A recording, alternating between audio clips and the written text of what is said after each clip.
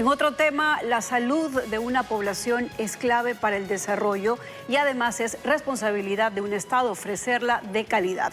Pero en esta área vive rodeada de polémicas por corrupción, desabastecimiento de medicinas, falta de infraestructura, en fin, no logra consolidarse, ¿no?, para justamente este servicio. No, Samantha, y con cada gobierno, la ciudadanía espera que las cosas cambien y siempre tiene alta la expectativa.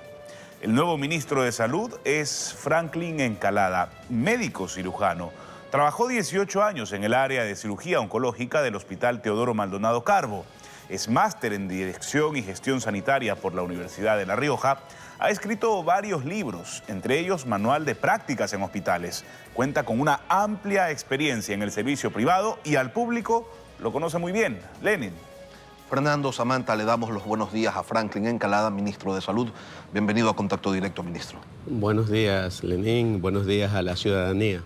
¿Y cuáles son los principales objetivos que tiene usted ahora que está al frente de esta complicada e importante cartera de Estado? Sí, definitivamente es un proyecto que estamos tratando de desarrollar la visión del presidente. Y yo como académico verdaderamente lo que quiero es incluir a la universidad, al Ministerio de Salud, a través de esta articulación, llevar la demanda social a territorio, donde verdaderamente se necesita que la medicina llegue. Antes ya se ha dicho que se quiere hacer esto, que se quiere trabajar en medicina preventiva porque es más barato, porque es más eficiente, en fin, pero del discurso no pasa a los hechos. Sí. ¿Qué va a hacer usted de distinto para que efectivamente pues, se concrete? Mire usted, cuando nosotros conversamos acerca de territorialización de la medicina, estamos hablando justamente por una preocupación.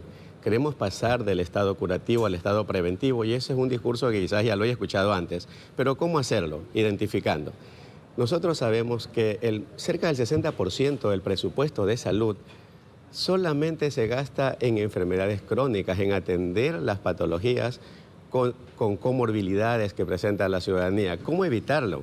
Si nosotros ponemos al médico en territorio donde verdaderamente atienda a este núcleo social, definitivamente ese sector, por así decirle, un paciente tiene diabetes, tiene hipertensión.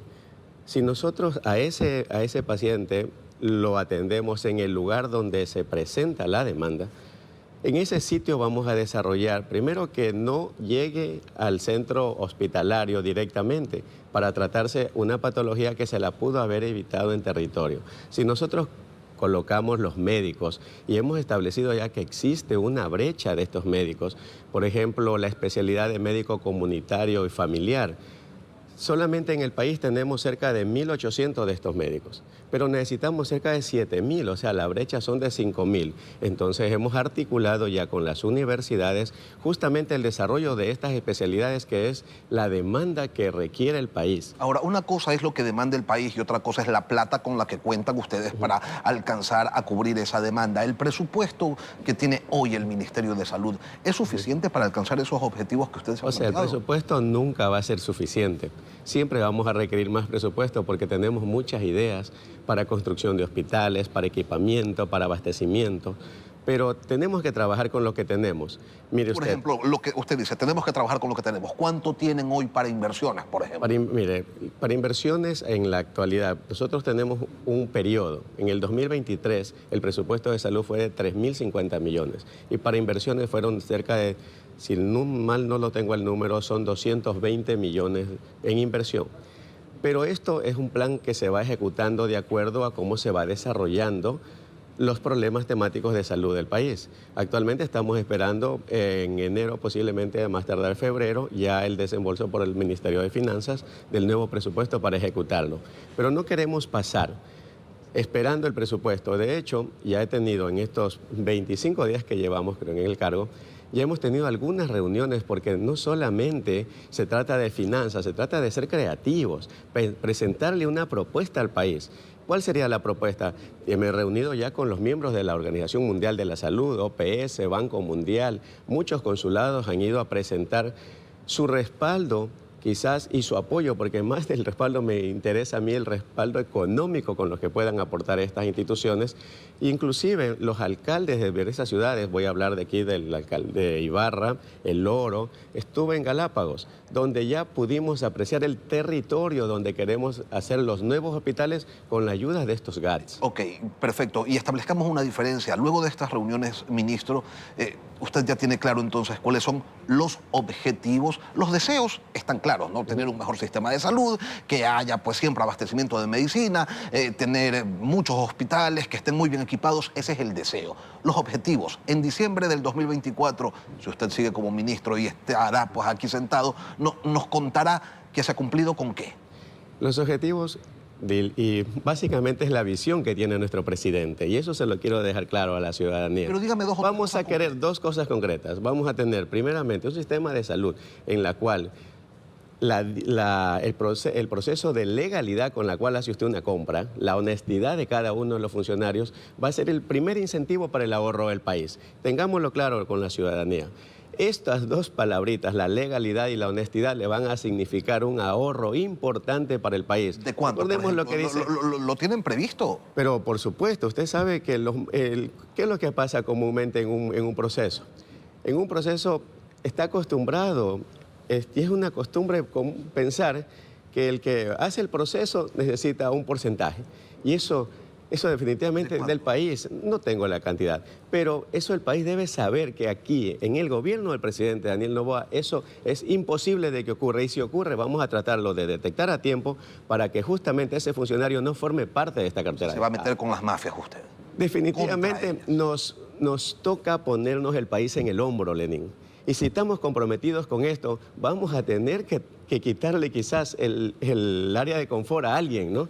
El tema del abastecimiento de medicinas, ministro, es una preocupación permanente para los usuarios del sistema público de salud. ¿En qué porcentaje ha encontrado usted el aprovisionamiento? Le cuento que yo tengo mucha esperanza en esto, porque he visitado hospitales, he visitado centros ya, he repotenciado laboratorios. De hecho, estuve ayer en el Hospital Eugenio Espejo. Y hemos visualizado, hemos palpado dentro de las instituciones que tenemos un abastecimiento que supere el 80%. Y este abastecimiento, ¿y qué cosas es las que no tenemos? No tenemos cosas que quizá por infraestructura en el trayecto desde donde se importan hasta donde nos llegan, escasean, como es los medicamentos de quimioterapia quizá, que ya no depende también porque hay falta de previsión y porque no se compran en las cantidades recordémonos que estamos pasando una época de pandemia y ha sido muy difícil equipar al 100%, pero yo con el 80% en el hospital y tengo por así decirle, el Eugenio Espejo, tiene más del 85% de abastecimiento en insumos y en medicamentos. Ahora, ¿y cómo van a solucionar el tema de los largos periodos de espera para atención con especialistas? Eso no se soluciona. No, claro que tiene un avisoramiento y eso le quiero decir a la ciudadanía. ¿Estamos a corto plazo? A corto plazo. ¿Cómo? ¿Por qué? Porque tenemos un sistema de agendamiento, justamente tenemos ya el proyecto realizado con la Escuela Politécnica, en el cual nosotros ya hemos hecho la prueba y el plan piloto, donde hemos aumentado la cartera de servicios. Mire usted, cuando nosotros hacemos el usuario hace la llamada, tiene una consulta ya con el médico y justamente para eso está la articulación que venimos hablando de la universidad al Ministerio de Salud. Nosotros nos comprometemos en elevar el número de becas y de hecho ya casi las tenemos duplicadas para formar estos médicos y estos médicos van a tener una agenda. Sí, pero la formación de médicos, ministro, toma mucho tiempo. Pero alguien tiene que iniciarlo, Estoy totalmente de acuerdo, pero yo le preguntaba qué van a hacer en el corto plazo. A corto plazo, le explico, a corto plazo. Agendamos este paciente y lo que estamos tratando de evitar es el papel.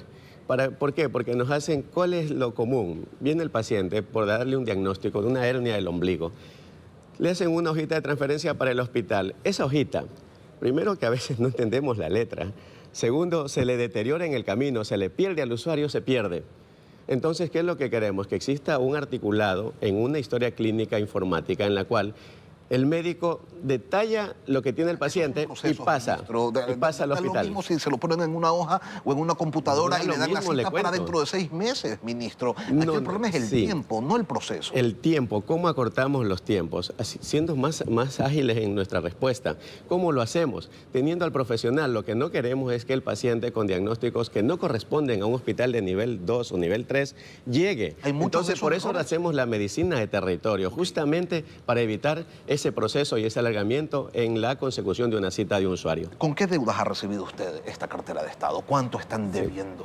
Mire, ayer justamente sacamos la deuda total que queremos, la pusimos ya en consideración del ministro de Finanzas. Son alrededor de 350 millones de dólares en deudas. ¿A proveedores?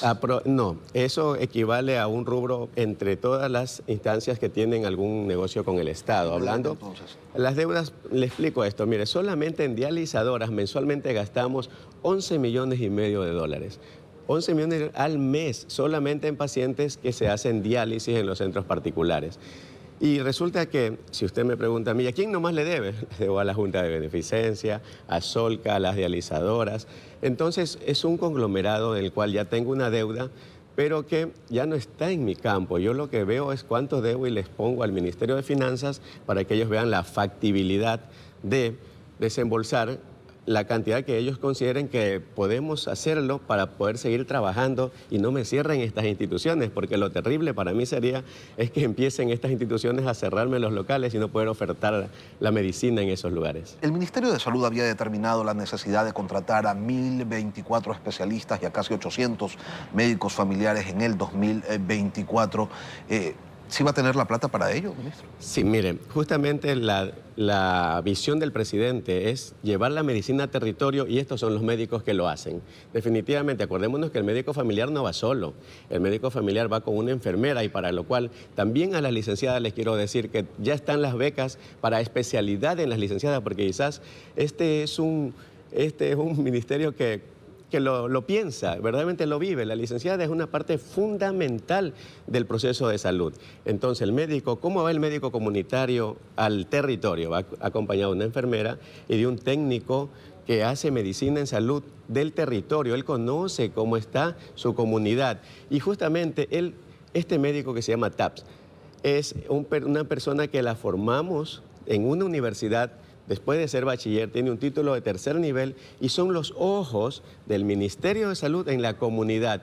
Y esa es la parte que queremos que no se pierda esa conectividad. En un momento el país necesita 7.000 médicos comunitarios. ¿Cuántos tenemos hoy? Tenemos cerca de 1.800. Estamos ni siquiera en la mitad. Pero tenemos que empezar por algo, Lenín, sí, ¿le parece? Claro. Sí, no, está bien. El problema es dimensionar cuánto camino nos falta todavía por recorrer para alcanzar los objetivos. Ahora, al derogar la resolución que establecía la tabla de porte mínimo de drogas, el presidente también dispuso que se ofrezca tratamiento y rehabilitación a los consumidores. ¿Tienen hoy el personal y la infraestructura para ello?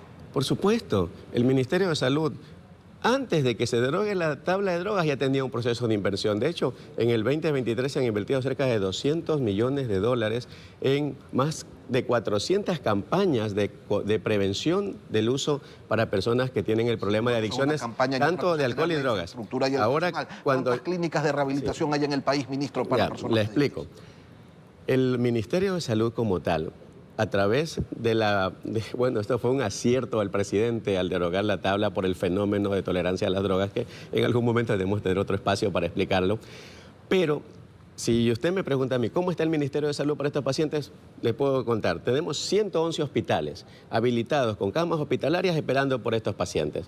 Tenemos 10 ETAPs. Los ETAPs son los centros de atención de tratamiento para personas con adicciones. A ver, ministro, pero tienen 111 hospitales que no se abastecen para darle la atención primaria de salud a la gente que se acerca con distintas enfermedades, y usted me dice que sí tienen capacidad para recibir. No, pero es que también el universo de estos pacientes no es como el universo de los pacientes con COVID, los pacientes que van con rotavirus.